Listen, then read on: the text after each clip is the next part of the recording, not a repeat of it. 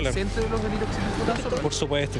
Harold Vilches es una persona que, de alguna manera, el oro le desata una ambición incontrolable. Oye, tranquilo. Abogado. Tranquilo, ¿cómo me pega, hombre? Cuando lo ve es como si fuese presa de una fiebre. Hay historias que son dignas de ser usadas como guión para una película o una serie y esta pareciera ser una de ellas. Quizás el nombre de Harold Vilches le resulte familiar y es que la vida del apodado Rey del Oro merece ser parte de una creación audiovisual.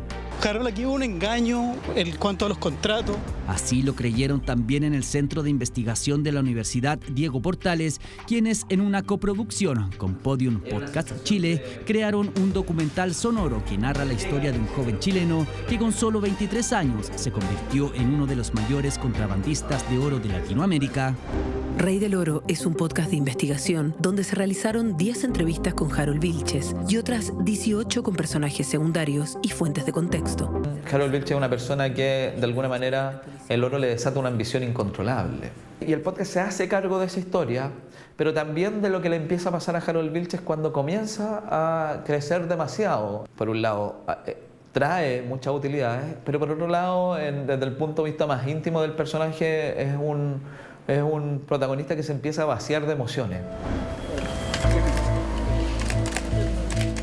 La historia de Harold se remonta al menos a 2016. Ese año fue formalizado por una estafa de $5 millones. Durante 3 años, Vilches logró contrabandear oro a Dubái y a Miami. El Rey del Oro logró un millonario negocio con una refinería en Dubái. El compromiso era garantizar el envío de 3 toneladas de oro a cambio de los $5 millones que la empresa dejó en garantía. Sin embargo, el metal precioso nunca fue extraído desde Chile, sino que era internado desde Perú o Argentina de manera ilegal. De hecho, fue el propio Harold quien en una entrevista en 2022 con el matinal Mucho Gusto detalló cómo burlaba la seguridad de las fronteras. Iba a Arica, de Arica íbamos en un auto hasta Tacna, desatornillaba las puertas, estaba el oro dentro de las puertas, atornillaba las puertas, quedaban como si no hubiese nada entre medio y me devolvía con el oro hasta Arica. Y luego lo dejaba en Brinks y ese oro se venía a Santiago por Brinks, de aire, y después a Dubái. Una historia que partió luego que tuviera que hacerse cargo del negocio familiar tras un accidente de su padre. Mi papá tenía una compra-venta de oro en el centro, necesitaba más oro para poder exportarlo. De ahí es donde nace la necesidad de contrabandear. Precisamente en el documental, estrenado durante la primera semana de junio, se abordan los detalles de los primeros pasos como contrabandista, sus vínculos con el oro amazónico y con grandes refinerías internacionales y cómo fue perseguido por la policía chilena y el FBI, quienes buscaron desarticular una de las mayores redes de tráfico de oro a nivel internacional. Es una persona adicta al riesgo, yo diría, una persona que algo le pasa con el oro también, que cuando lo ve es como si fuese presa de una fiebre, egocéntrico y otras, digamos, cualidades que lo hacen ser un personaje bien particular. Harold, aquí hubo un engaño en cuanto a los contratos. Se dice que finalmente tú sabías que no iba a poder exportar esa cantidad de oro. Ya se habló de lo que se tenía que hablar en el tribunal. Mi abogado le va a hablar. ¿Centro de los delitos que se le imputan? Por supuesto. De acuerdo a su propio testimonio, Vilches habría alcanzado a obtener un patrimonio superior a los $10 millones. Sin embargo, no es descartable que las ganancias obtenidas gracias al contrabando haya multiplicado esa cifra por 8. Negocios con empresas internacionales gracias al uso de facturas falsas, acuerdos con personalidades que han sido investigados por bullados casos y reuniones simuladas solo para llevar a cabo un robo violento son parte de la historia delictual de un hombre que hoy está en prisión preventiva. La investigación determinó que se compró 2 propiedades muy costosas. Una en Chicureo, que era una especie de mansión, entre comillas, con más de 10 piezas, con más de 10 estacionamientos, piscina para adultos y niños, jardines enormes, y además se compró una propiedad en Tunquén, en el sector costero, fundamentalmente porque en algún momento esa propiedad le pareció que era un buen lugar para estacionar un helicóptero. No sé, yo creo que tenía la capacidad de, no sé, viajar a Nueva York, de estar en los mejores hoteles, irme el fin de semana o cuando yo quisiera.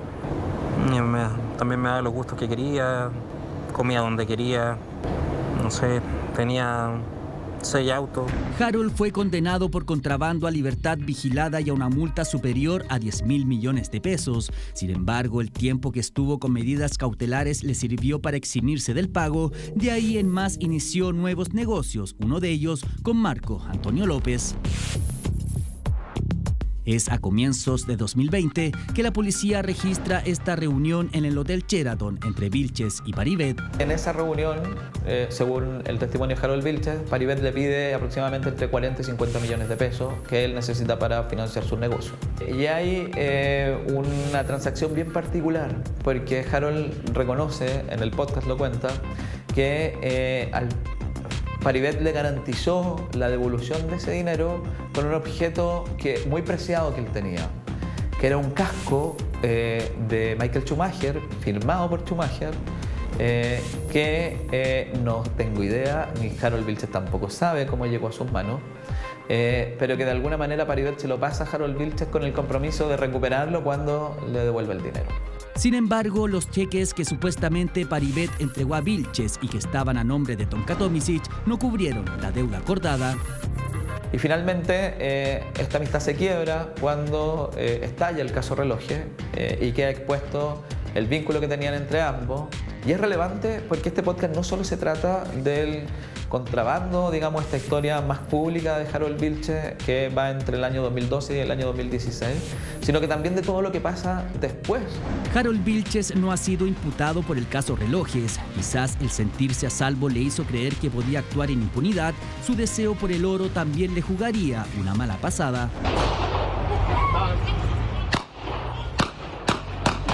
En 2023, un violento robo quedaba al descubierto en la comuna de Las Condes. En ese entonces, Vilches coordinó la compra de un lingote de oro. Sin embargo, la transacción no se concretó, ya que Harold habría dado a conocer el encuentro a un grupo de delincuentes para que sustrajeran el botín. Al momento que la banda entró al lugar de la reunión, el dueño se defendió a balazos.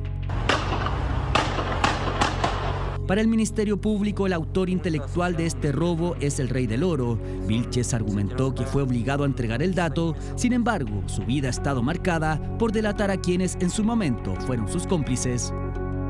Entregó información al FBI de quienes eran los proveedores del oro que él ingresaba a Miami y también delató al grupo con quien habría coordinado el robo del lingote en Las Condes. Es una historia también sobre él, de una persona que llega a nosotros bajo la promesa de que es un hombre nuevo, que es un empresario que quiere cambiar, digamos, que su pasado ya está, digamos, atrás. Pero durante la investigación nos damos cuenta nosotros que está involucrado en nuevos hechos. Se revisaron más de 2.000 páginas de expedientes policiales y decenas de escuchas telefónicas.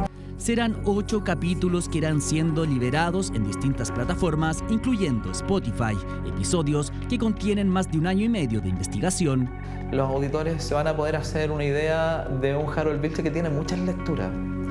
Que para algunos, como lo es para la mayoría de las fuentes, cuando uno les pregunta quién es Harold Vilches, a los policías que lo investigaron, a los fiscales, al grupo más cercano que lo ayudó a contrabandear oro, siempre parten su descripción diciendo que es alguien muy inteligente.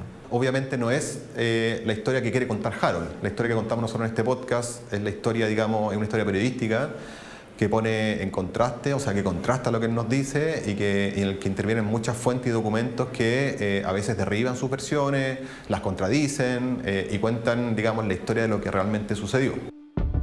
Desde diciembre del año pasado que Harold está en prisión preventiva por su presunta participación en el robo de Las Condes. Sin embargo, y tal como lo ha evidenciado su estilo de vida, pareciera que aún no se ha escrito el último capítulo de su historia.